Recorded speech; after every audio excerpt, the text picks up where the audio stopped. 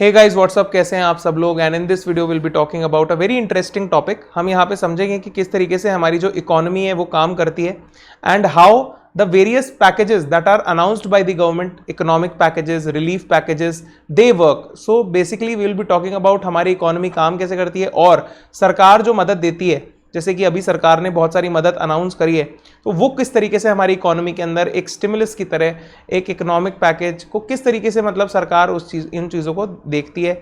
अभी काफ़ी खासा डिबेट हो रही है इस मामले में कि सरकार ने बेसिकली कुछ ज़्यादा खास काम किया नहीं है, तो उस चीज़ को समझेंगे, थोड़ा एनालाइज करेंगे, समझेंगे चीज़ें किस तरीके से काम करती हैं और सरकार जो है वो किस तरीके से आपके पैसे को इस्तेमाल करके ही आपको एक इकोनॉमिक पैकेज जो है थमा करके दे देती है। तो वो चीजें समझने की यहां पे हम कोशिश करेंगे। चलिए, तो अभी हमारे इकोनॉमी में अगर देखा जाए तो रिसेशन लाइक कंडीशंस जो हैं वो प्रिवेल कर रही हैं। वो क्यों कर रही हैं? क्योंकि बिकॉज ऑफ लॉकडाउन हमारी इकोनॉमी में तालाबंदी हुई, लॉकडाउन हुआ, जिसकी वजह से जो कंजम्पशन है वो चीज़ों का बहुत नीचे आ गया। कंजम्पशन जब नीचे आया चीज़ों का, धंधे बंद कर दिए गए, लोग अपने घरों में चले गए। तो जब कंजम्पशन बंद हुआ, बिजनेसेस बंद हो गए, तो बिजनेसेस ने कहीं ना कहीं जो उनमें लोग एम्प्लॉयड थे उन्हें निकालना यहां पर शुरू कर दिया, जिसकी वजह से लोगों के अंदर, जनता के अंदर अनएम्प्लॉयमेंट फैलने लगा है। और हम देखेंगे आने वाले दिनों में यह अनएम्प्लॉयमेंट और भी ज्यादा रैम्पेंट यानी और भी ज्यादा बढ़ करके हमें दिखाई देगा। और कहीं ना कहीं जब अनएम्प्लॉयमेंट बढ़ता है तो लोगों के हाथ में जो पैसा होता है उसमें कमी आने लग जाती है और अल्टीमेटली जो हमारा कंजम्पशन है वो नीचे जाने लगता है, जैसा कि हम देख पा रहे हैं अभी की कंडीशंस के अंदर। और प्राइसेस जो हैं वो भी रिसेशनरी कंडीशंस में जो हम देखते हैं वो प्राइसेस बढ़ते रहते हैं, फिर भी कंजम्पशन जो है कम होता है, अनएम्प्लॉयमेंट होता है, प्राइसेस बढ़ते रहते हैं और इस तरीके की कुछ सिचुएशन इकोनॉमी में हमें देखने को मिलती है। अब यहाँ पे हमने दो प्लेयर्स की अभी तक बात की। एक प्लेयर है हमारा बिजनेस और दूसरा प्लेयर है हमारा कंजम्पशन यानी हमारी जनता, ठीक है, जो दोनों आपस में मिलकर के काम करते हैं। और जब ऐसी सिचुएशन आ जाती है तो तीसरा रोल प्लेयर हमारे यहाँ पे आ जाता है, जो कि है हमारी सरकार। तो सरकार बेसिकली क्या करती है? सरकार मदद करती है बिजनेसेस को भी, और सरकार का मेन मुद्दा होता है कि वो किसी ना किसी तरीके से इस कंजम्पशन को जो है, जो नीचे जा रहा है, इसको बढ़ाने में किसी हद तक कामयाब हो जाए। तो उसके लिए सरकार दो चीजों का इस्तेमाल करती है, टैक्सेस का और सब्सिडीज का। टैक्सेस को या तो कम किया जा सकता है या सब्सिडी प्रोवाइड की जा सकती है। तो आइए अब समझते हैं, अगली स्लाइड में चलते हैं और समझते हैं किस तरीके से ये चीजें काम करती हैं। तो हमारे हिंदुस्तान में, हमारे प्यारे भारत में जो पॉलिसी फॉर्मेशन का काम होता है वो दो लेवल पे किया जाता है, तो जिसमें मिनिस्ट्री ऑफ फाइनेंस इन्वॉल्व होती है और आरबीआई इन्वॉल्व होती है। मिनिस्ट्री ऑफ फाइनेंस जो बेसिकली इन्वॉल्व होती है वो फिस्कल पॉलिसी के लिए हमारे देश में इन्वॉल्व होती है और आरबीआई मॉनेटरी पॉलिसी के लिए यहां पर इन्वॉल्व होती है। आरबीआई का रोल जो है, आप सब एज कॉमर्स स्टूडेंट्स आप इसे भली भांति समझते हैं। तो ये कुछ आरबीआई के रोल में जो टूल्स होते हैं, जैसे कि CRR, SLR, repo rate, reverse repo rate, interest rate, open market operations, ये टूल्स को इस्तेमाल करके जो आरबीआई है वो हमारे देश में मनी को कंट्रोल करता है, मनी के फ्लो को, और इन्फ्लेशनरी कंडीशंस को कंट्रोल कुछ हद तक यहां पे किया जाता है। जैसे यहां पे अगर हम समझने की कोशिश करें तो इंटरेस्ट रेट का मैंने यहां पे एग्जांपल लिया है। अगर बैंक्स की इंटरेस्ट रेट ज्यादा होगी, इसका मतलब लोग कम पैसा बोरो करेंगे और अल्टीमेटली जो डिमांड है इकोनॉमी में वो नीचे लाई जाएगी। तो यहां पे इस मेजर के थ्रू जो है आरबीआई अगर इंटरेस्ट रेट्स बढ़ाता है बैंक्स में, तो वो कहीं ना कहीं चाहता है कि लोगों के हाथ में कम पैसा पहुंचे और जिसकी वजह से जो एग्रीगेट डिमांड है, जो ओवरऑल डिमांड है इकोनॉमी के अंदर, वो कहीं ना कहीं नीचे आ जाए और इन्फ्लेशन को कंट्रोल किया जा सके। अगर लो इंटरेस्ट रेट होती है तो वहां पे पीपल जो है, लोग जो है, जनता जो है वो ज्यादा लोन्स लेगी, ज्यादा लोन लेगी तो ज्यादा डिमांड बढ़ेगी इकोनॉमी के अंदर। ओके, लेकिन ऐसे केस में जब हमारी इंटरेस्ट रेट लो हो जाएगी तो यहां पे देखिए मल्टीपल एस्पेक्ट से, मल्टीपल पर्सपेक्टिव से हमें चीजों को समझना होता है। अगर लो इंटरेस्ट रेट भारत में हो जाएगी तो यहां पे हमारे को फॉरेन इन्वेस्टमेंट में कमी आने लग जाएगी। अब देखिए फॉरेन इन्वेस्टमेंट में कमी कैसे बोला मैंने, लोग क्या करते हैं, जिस कंट्री में वो कमाते हैं उस कंट्री में इंटरेस्ट रेट अगर कम है तो वो दूसरी कंट्रीज में अपनी कमाई को इन्वेस्ट करते हैं। फॉर एग्जांपल कोई बंदा अगर यूएसए में कमाता है और वहां पे इंटरेस्ट रेट है 3%, लेकिन भारत में इंटरेस्ट रेट है 4% या 5%, तो वो अपनी कमाई जो है वो यहां हिंदुस्तान में यानी इंडिया में फॉरेन इन्वेस्टमेंट करेगा और हमारे पास फॉरेन इन्वेस्टमेंट आएगा भारत में और 4 या 5% अपनी कमाई पे वो यहां पे कमाएगा। लेकिन अगर सरकार जो है इंटरेस्ट रेट को कम कर देती है, यानी आरबीआई अगर इंटरेस्ट रेट को कम कर देती है, तो बैंक्स कम इंटरेस्ट प्रोवाइड करेंगे, तो यहां पे हमें फॉरेन इन्वेस्टमेंट में कहीं ना कहीं नुकसान देखने को मिल सकता है, क्योंकि अब लोगों के पास ज्यादा पैसा है, इंटरेस्ट कम है तो लोगों के पास ज्यादा पैसा है, तो इंपोर्ट भी यहां पे बढ़ेंगे, तो बेसिकली इकोनॉमी से जो है पैसा वो बाहर जाता है। तो कई हद तक ये लो इंटरेस्ट रेट अच्छी होती है, कई हद तक बुरी होती है, मल्टीपल पर्सपेक्टिव्स को यहां पे देखना होता है। एनीवेज, तो इस तरीके से तो हमारा आरबीआई जो है वो काम करता है। आरबीआई के एक मुख्य इंपॉर्टेंट जो एक हथियार होते हैं वो बैंक्स होते हैं, जो उनका एक पार्ट होता है इंपॉर्टेंट। आरबीआई अपनी मॉनेटरी पॉलिसी को जो भी फ्लोट करता है मार्केट के अंदर वो बैंक्स के थ्रू करता है, फाइनेंशियल इंस्टीट्यूशंस के थ्रू करता है, जिसमें कि हमारे public sector bank, private sector banks और बैंक्स नहीं है जो, यानी एनबीएफसीज। अब एनबीएफसीज को आप बहुत ही सिंपल तरीके से इस तरीके से समझ सकते हैं कि बैंक जो है वो एक्सेप्टेंस का भी काम करते हैं, डिपॉजिट्स वो लेते भी हैं और वो लोन्स देते भी हैं, दो काम करते हैं यहां पे। लेकिन जो एनबीएफसीज है वो डिपॉजिट एक्सेप्ट नहीं कर सकते, तो ये बैंक नहीं है, लेकिन ये फाइनेंशियल इंस्टीट्यूशंस हैं, राइट। तो ये एनबीएफसीज का यहां पे काम है, जो जिनको भी कंट्रोल जो है वो आरबीआई यहां पे करता है। अब बात करते हैं मिनिस्ट्री ऑफ फाइनेंस की, फिस्कल पॉलिसी की। फिस्कल पॉलिसी के बेसिकली यहां पे दो कंपोनेंट्स होते हैं। पहला होता है टैक्सेस। टैक्सेस से सरकार जो है उसकी अर्निंग होती है, सरकार यहां से रेवेन्यू जनरेट करती है। और दूसरा होता है पब्लिक स्पेंडिंग, यानी यहां पे सरकार जो है पैसा खर्च करती है जो टैक्सेस से कमाती है। तो अब पब्लिक स्पेंडिंग में क्या क्या हो सकता है, सरकार ने कहीं से लोन लिया है, उसका इंटरेस्ट उसे देना है, डिफेंस पे खर्चा, पेंशन पे, हेल्थ पे। तो देखिए अगर हम इस चार्ट में देखें तो बेसिकली ये बजट से लिया हुआ एक चार्ट है, जिसमें यहां पे डिफरेंट जो सेक्टर्स हैं वहां पे सरकार के खर्चे को दिखाया गया है। तो हम यहां पे देख सकते हैं administration, home affairs, health, finance, interest, IT, telecom, यहाँ पे डिफरेंट एरियाज जहां पे सरकार ने अपने पैसे को खर्च किया है वो यहाँ पे बातें बताई गई हैं। अब टैक्सेस की अगर बात करें तो यहां पे गवर्नमेंट किस तरीके से पॉलिसी से गेम खेलती है, आइए थोड़ा सा समझते हैं।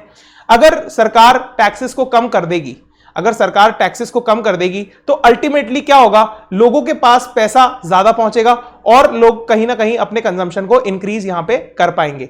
तो ये एक काम कर सकती है सरकार फिस्कल पॉलिसी में चेंजेस ला करके। दूसरा काम जो कर सकती है सरकार, वो इस पैसे को जो सरकार के पास आया है, इस पैसे को डायरेक्ट मदद के रूप में जनता को दे सकती है। लेकिन यहां पे जो है एक प्रॉब्लम सरकार यहां पे फेस करती है कि कई बार जब पैसा जनता में बांटा जाता है तो सरकार कहती है कि हम जनता में अगर पैसा बांटेंगे तो हो सकता है कि जनता इसे कंज्यूम ना करके और सेव कर ले, और अगर सेव करेगी तो हमारा जो मोटिव है, अल्टीमेटली मोटिव क्या है, क्योंकि हम अभी रिसेशनरी कंडीशन से गुजर रहे हैं, तो अल्टीमेटली सरकार का मोटिव है कि कहीं ना कहीं इकोनॉमी के अंदर डिमांड क्रिएट होनी चाहिए, कंजम्पशन क्रिएट होना चाहिए। तो अगर लोग सेव करने लग जाएंगे तो सरकार अपने मोटिव में फेल हो जाएगी। तो इस तरीके से सरकार अपने आप को यहां पे डिफेंड करती है कई दफा और कहती है कि हम डायरेक्ट इंसेंटिव देने से लोगों को बचते हैं। तो इस तरीके से, और कुछ कंट्रीज जो डायरेक्ट इंसेंटिव्स देती भी हैं उनका हाल बुरा भी होता है, आगे हम देखेंगे।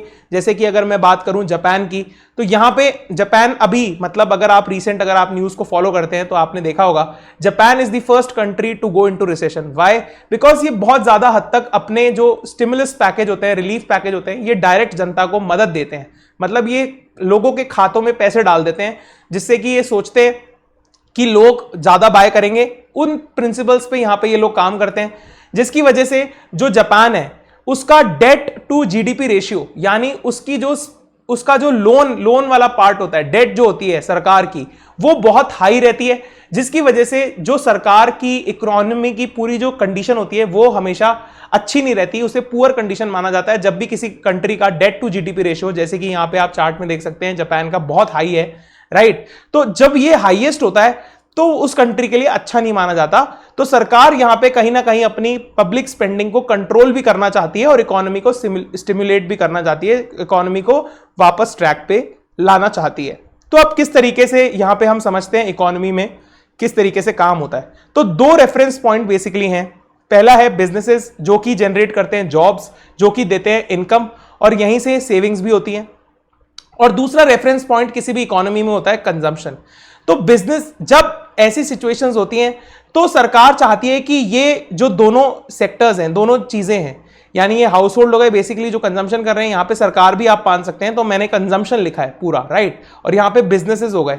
तो सरकार चाहती है कि कहीं ना कहीं लोगों के पास पैसा पहुंचे, और जब लोगों के पास पैसा पहुंचेगा तो वो कंजम्पशन करेंगे, और जब वो कंजम्पशन करेंगे तो कहीं ना कहीं बिजनेसेस के अंदर डिमांड जनरेट होगी।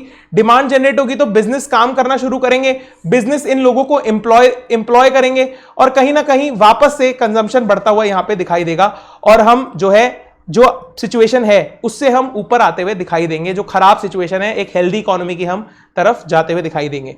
अब गवर्नमेंट की स्कीम्स को समझते हैं। जब भी सरकार कोई भी स्कीम बनाती है वो इन 4 इकोनॉमी में जो सेक्टर्स होते हैं उनके लिए बनाती है। कौन कौन से? पहला है हाई इनकम ग्रुप, दूसरा है मिडिल इनकम ग्रुप या मीडियम इनकम ग्रुप, तीसरा है लोअर इनकम ग्रुप, और चौथा है इकोनॉमिकली वीकर सेक्शन। तो बेसिकली जो भी सरकार राहत की बात करती है, स्टिमुलस की बात करती है, रिलीफ की बात करती है, वो बेसिकली लोअर और इकोनॉमिकली वीकर सेक्शन के लिए बात यहां पे की जाती है। जैसा कि आप आज भी देख सकते हैं कि जो हाई इनकम ग्रुप है और मिडिल इनकम ग्रुप है या मीडियम इनकम ग्रुप है, वो आज की डेट में भी इतनी प्रॉब्लम में भी अपने आप को कहीं ना कहीं खुद के रिसोर्सेज से, खुद की सेविंग से यहां पे अपने आप को सस्टेन कर पा रहा है। और अगर हम इकोनॉमी में बिजनेसेस की बात करें तो यहां पे इन्हें 2 सेक्टर्स के अंदर बांटा जाता है, फॉर्मल सेक्टर और इनफॉर्मल सेक्टर। हमारे भारत के अंदर जो लो इनकम और इकोनॉमिकली वीकर सेक्शंस हैं, ये बेसिकली एम्प्लॉयड होते हैं इनफॉर्मल सेक्टर के अंदर। फॉर्मल सेक्टर के अंदर इनका एम्प्लॉयमेंट होता है लेकिन उतना नहीं होता जितना इनफॉर्मल सेक्टर के अंदर होता है। अब फॉर्मल सेक्टर की हम बात करते हैं, वहां पे एमएसएमई जो हो गए, छोटे उद्योग, उसके बाद बड़े उद्योग यानी लार्ज स्केल इंडस्ट्रीज होती है, कॉटेज इंडस्ट्री, ये कुटीर उद्योग होते हैं जो घर में लोग मैन्युफैक्चरिंग करते हैं, उसने बोलते हैं कॉटेज इंडस्ट्री। तो ये कई बार फॉर्मल होते हैं, कई बार इनफॉर्मल होते हैं। सरकार को बेसिकली फॉर्मल सेक्टर से फायदा क्या है? सरकार को फॉर्मल सेक्टर से फायदा है टैक्सेस का, क्योंकि ये फॉर्मल सेक्टर में आते हैं, ये रजिस्टर्ड होते हैं, तो इनको ट्रेस करवाना सरकार के द्वारा ईजी होता है। और मोस्टली जो लोग हैं जो इनफॉर्मल सेक्टर में काम करते हैं वो सरकार के द्वारा ट्रेस नहीं किए जा सकते। यहां पे बिजनेसेस, यहां पे सरकार को टैक्सेस जो इनफॉर्मल सेक्टर के हैं वो नहीं देते। तो जनरली जो हाई इनकम ग्रुप है और मिडिल इनकम ग्रुप के जो लोग हैं वो जो है वो बेसिकली इंप्लॉयड होते हैं फॉर्मल सेक्टर के अंदर। हालांकि उनमें से भी कुछ लोग जो है वो इनफॉर्मल सेक्टर के अंदर इंप्लॉयड होते हैं। मतलब आप समझिए कि कुछ मिडिल इनकम ग्रुप और हायर इनकम ग्रुप के लोग भी ऐसे होंगे जो टैक्स नहीं पे करेंगे सरकार को। सर वो टैक्स क्यों नहीं पे करेंगे? क्योंकि कहीं ना कहीं उन लोगों को लगता है कि वो जो टैक्सेस सरकार को दे रहे हैं और उसके अगेंस्ट उनको जो सर्विसेज सरकार के द्वारा मिल रही हैं वो मिसमैच है, मतलब उन्हें सर्विसेज उतनी नहीं मिल रही, तो वो अवॉइड करना चाहते हैं, ऐसी प्रैक्टिसेस करते हैं, वो अवॉइड करना चाहते हैं टैक्सेस को। ठीक है, अब वो टैक्स इवेजन करते हैं, कई बार टैक्स जान करके नहीं पे करते, कई बार वो टैक्स प्लानिंग करवाते हैं चार्टर्ड अकाउंटेंट्स के पास जाकर के और टैक्स को बचाने की कोशिश करते हैं, तो वो इनफॉर्मल सेक्टर के वहां पे पार्ट बन जाते हैं। राइट, तो ये सारी बातें हम यहां पे सीख चुके हैं इस स्लाइड के अंदर। अब देखते हैं सरकार ने जो इकोनॉमिक पैकेज दिया है वो किस तरीके से यहां पे काम करता है। चलिए, अब बेसिकली सरकार ने यहां पे इकोनॉमिक पैकेज और स्टिमुलस पैकेज या रिलीफ पैकेज जो दिया है उसमें सरकार ने, हमने यहां पे कहा था कि सरकार डायरेक्टली लोगों को पैसा दे सकती थी, यहां पे हमने देखा था दे सकती थी यहां पे अपनी पब्लिक स्पेंडिंग को बढ़ा करके। जब वो यहां पे पैसा देती तो यहां पे हमने समझा कि यहां पे उसका डेट टू जीडीपी रेशियो जो है वो बढ़ जाता, जिससे कि सरकार की ओवरऑल परफॉर्मेंस खराब हो जाती, इकोनॉमी की ओवरऑल परफॉर्मेंस खराब हो जाती है। और आने वाले समय में भी अगर सरकार को इन फ्यूचर कहीं बाहर किसी दूसरे देश से भी लोन चाहिए तो वो लोन भी यहां पे उसे नहीं मिल पाता। राइट, लेकिन यहां पे सरकार ने जो अभी, जैसे हम आत्मनिर्भर भारत की बात करें तो उसमें 2 पोर्शंस के अंदर है, थोड़ा बहुत रिलीफ भी उन्होंने वहां पे दिया है, लेकिन मेजर जो पोर्शन ऑफ द पैकेज है वो इकोनॉमिक पैकेज की तरह या स्टिमुलस पैकेज की तरह है। अब स्टिमुलस पैकेज का मतलब अगर हम सिंपल टर्म्स में समझें तो ये पॉलिसी के अंदर चेंजेस हैं जिसकी वजह से जो है इनडायरेक्ट बेनिफिट मिलता है यहां पे लोगों को, और इनडायरेक्ट बेनिफिट के थ्रू सरकार चाहती है कि वो इकोनॉमी को वापस से ट्रैक पे ले आए। तो बेसिकली सरकार क्या करना चाहती है कि आपके पैसे से आपको ही खड़ा करना चाहती है। ठीक है, अब इसको समझते हैं ये होता किस तरीके से है। तो यहां पे हमारी प्यारी सरकार है, इसने कुछ पॉलिसी में चेंजेस किए। सर कोई एग्जांपल दो। जैसे यहां पे कोलैटरल फ्री लोन्स की बात की गई एमएसएमई के लिए, ठीक है, जो छोटे उद्योग है उनके लिए कोलैटरल फ्री लोन्स की यहां पे बात की गई। तो सरकार ने यहां पे इंटरमीडिएरी जो है बैंक, उसको यहां पे रोल में लाया और उनको कहा कि आप पैसा जो है इन बिजनेसेस को दो, इनडायरेक्ट बेनिफिशियरी इन बिजनेसेस को बनाओ। अब यहां पे इन बिजनेसेस के पास जब पैसा आएगा तो ये लोग प्रोडक्शन एक्टिविटी कर पाएंगे। उस प्रोडक्शन एक्टिविटी को करने के लिए यहां पे लोगों को एम्प्लॉयमेंट यहां पे दिया जाएगा, और जब लोगों को एम्प्लॉयमेंट दिया जाएगा तो लोगों के पास सैलरीज आएंगी, पैसा आएगा, और जब लोगों के पास पैसा आएगा तो अल्टीमेटली जो इकोनॉमी के अंदर प्रोडक्ट जो कंजम्पशन है वो यहां पे कहीं ना कहीं बढ़ता हुआ हमें दिखाई देगा। अब आप कहेंगे कि सर मान लीजिए ये एमएसएमई फेल कर गए, इन्होंने लोन तो ले लिया लेकिन रीपेमेंट में ये फेल कर गए, तो इस केस में सरकार क्या करेगी? सरकार एक गारंटर की तरह अभी भी बैठी है। सरकार क्या करेगी? सरकार जो है इस एनपीए को पे करेगी from which money? From the money that it has with itself from the taxes. तो बेसिकली एनपीए का जो भी पैसा है वो सरकार क्या करती है? It will distribute the losses to the public. Are you getting it? मतलब सरकार ने एनपीए का जो पैसा है वो बेसिकली लेकर के जो उसके पास रिजर्व्स एंड टैक्सेस के वहां से, मतलब यहां पे अब सरकार जब एनपीए पे करेगी तो यहां पे कहीं ना कहीं सरकार की जो पब्लिक स्पेंडिंग है उसके अंदर यहां पे इजाफा हो जाएगा। क्या आपको मेरी बातें यहां तक समझ में आ रही हैं? It is very interesting to understand all this, right? और जनरली जो कॉमर्स के स्टूडेंट्स होते हैं वो इतनी बारीकी से चीजों को समझते नहीं है, तो ये समझना बहुत जरूरी है, राइट? तो इस तरीके से सरकार यहां पे काम करवाना चाहती है इस इकोनॉमिक पैकेज के थ्रू। अब बेसिकली एक बिजनेस को अगर वाकई में इस इकोनॉमिक पैकेज का फायदा वो लेता है, एफिशिएंटली वो काम करता है, तो उसे दो चीजें करनी पड़ेंगी। यहां पे लेबर को एम्प्लॉय करना पड़ेगा अच्छे तरीके से, अपने प्रोडक्ट को प्रॉपरली यहां पे प्राइस करना पड़ेगा और उसे मार्केट करके बाजार में बेचना पड़ेगा, उसका सही भाव वहां से लेकर के आना पड़ेगा। लेकिन ये स्थितियां जो हैं ये इतनी इजी दिखाई देती नहीं है। क्यों? क्योंकि हमारी इकोनॉमी में, जैसा कि हमने पहले वाली स्लाइड में देखा था, रिसेशनरी कंडीशंस है, रिसेशन की कंडीशंस है, यहां पे प्राइसेस चीजों के हाई रहते हैं, कंजम्पशन लो रहता है। क्यों? क्योंकि अनएम्प्लॉयमेंट रैम्पेंट है। अब अनएम्प्लॉयमेंट नहीं भी होगा क्योंकि यहां पे सरकार ने कुछ स्टिमुलस पैकेज यहां पे दिया है, तो अनएम्प्लॉयमेंट नहीं होगा, प्रोडक्शन किया जाएगा कंपनीज के द्वारा, एमएसएमई बिजनेसेस के द्वारा प्रोडक्शन किया जाएगा। लेकिन फिर भी जो सैलरी है, सैलरी का जो पोर्शन है, सैलरी जो है वो उसका अमाउंट कहीं ना कहीं कम होगा, जिसकी वजह से प्राइसेस हाइक में कंजम्पशन कम ही किया जाएगा। तो ये चीजें इतनी इजी नहीं होती, यहां पे दिक्कत होती है, इसको इंप्लीमेंट होने में टाइम लगता है, समय लगता है इकोनॉमी को वापस ट्रैक पे आने के लिए। पर मुझे लगता है कि ये जो बातें मैंने अभी आपसे की, इससे आप काफी हद तक समझ पाए होंगे कि किस तरीके से जो है सरकार के पैकेजेस काम करते हैं। तो यहां पे इस स्लाइड में मैंने लोन के पैकेज को यहां पे समझाने की बात की। अब सरकार का एक और, जैसे कि यहां पे एग्जांपल्स ही लेके मैं आपको समझा रहा हूं। जैसे एक सरकार ने एक पॉइंट में उन्होंने कहा है कि वो पीएफ कंट्रीब्यूशन जो है वो 12% से 10% कर देंगे, राइट? तो यहां पे बेसिकली सरकार ने क्या कहा कि आपकी इन हैंड सैलरी बढ़ जाएगी, मतलब जो व्यक्ति के पास सैलरी आ रही है वो कहीं ना कहीं बढ़ जाएगी। जैसे आप मान लीजिए पहले आपको 100 रुपए में से 12 रुपए कटते थे, अब आपके 10 रुपए कटेंगे, तो अब आपके पास 90 रुपए आएंगे। पहले आपके पास 88 रुपीज आया करते थे, तो 2 रुपए यहां पे ज्यादा आ जाएंगे। तो सरकार यहां पे देखिए बहुत चतुर है, सरकार कभी भी नुकसान में नहीं रहती। आपको समझना होगा ये जो भी रिलीफ पैकेज है इससे मेजर बेनिफिट होने वाला है किसको? वो बिजनेसेस को होने वाला है, और दूसरा मेजर बेनिफिट सरकार को होने वाला है, ठीक है? तो बेसिकली सरकार मोटा मोटी कर क्या रही है? आपके पैसे को आपको डिस्ट्रीब्यूट कर रही है और इकोनॉमी को ट्रैक पे लाने की कोशिश कर रही है। अब यहां पे मैं बात कर रहा था 90 रुपए अगर सरकार ने आपके हाथ में दिए तो इनडायरेक्टली आपका इनकम बढ़ गया, और इनकम के ऊपर सरकार वापस से आपकी से क्या लेके चली जाएगी? Income tax. यानी यहां पर भी सरकार जो है बेनिफिट में रह गई, और आपका कंजम्पशन भी वहां पे उन्होंने बढ़ा दिया by giving you more in hand salary, और आपका जो है यहां पे वो इनकम टैक्स भी लेकर के चले गए। तो इस तरीके से ये इकोनॉमिक पैकेजेस, ये रिलीफ पैकेजेस जो है काम करते हैं, और इन्हें हमें इस तरीके से समझना चाहिए, एक क्रिटिकल एनालिसिस इन चीजों का करना चाहिए। आई होप आपको मेरी बातें अच्छी लगी होंगी, और अगर अच्छी लगी है तो इस वीडियो को जरूर शेयर कीजिए अपने दोस्तों के साथ, ताकि उन्हें भी समझ में आ सके किस तरीके से रिलीफ पैकेजेस काम करते हैं, इकोनॉमी किस तरीके से काम करती है। वीडियो को लाइक जरूर करें, because it really motivates me a lot to create more such awesome content for you people out there. Thank you so much. Like, share and subscribe to the channel. Also comment in the comments box, because it gives me positive motivation, and I always say that you people are so awesome. Have an awesome day. Enjoy. Thanks for watching. Thank you.